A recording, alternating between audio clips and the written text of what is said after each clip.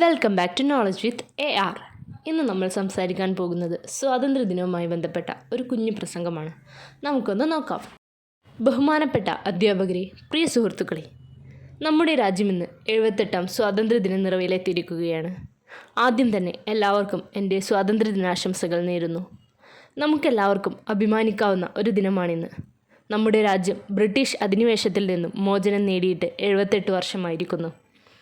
ഈ ദിനത്തിൽ നമ്മൾ ഒരിക്കലും വിസ്മരിക്കാൻ പാടില്ലാത്തവരാണ് നമുക്ക് സ്വാതന്ത്ര്യം നേടിത്തന്ന നമ്മുടെ ധീര സ്വാതന്ത്ര്യ സമര സേനാനികൾ.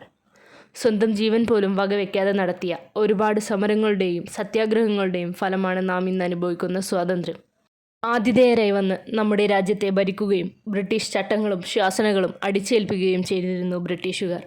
സ്വന്തം രാജ്യത്ത് യാചകരേക്കാൾ ദയനീയാവസ്ഥയിലായിരുന്നു നമ്മുടെ പൂർവികർ ജീവിച്ചിരുന്നത്. നിരന്തരമായ ചൂഷണങ്ങൾക്കും അടിച്ചമർത്തലുകൾക്കും ഫലമായി നിരവധി വിപ്ലവകാരികളും സമരസേനാനികളും പ്രതികരിക്കാൻ തുടങ്ങി. ധാരാളം സത്യാഗ്രഹങ്ങളും പോരാട്ടങ്ങളും അവർ തുടർന്നുകൊണ്ടേയിരുന്നു.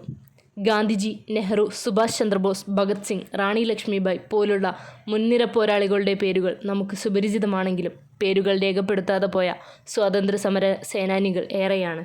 ജാലിയൻ വാലാബാഗ്, വാഗൺ ട്രാജഡി പോലുള്ളവ മനുഷ്യ മനസാക്ഷിയെ ഞെട്ടിക്കുന്ന നരഹത്യയിലേക്ക് നയിച്ചു.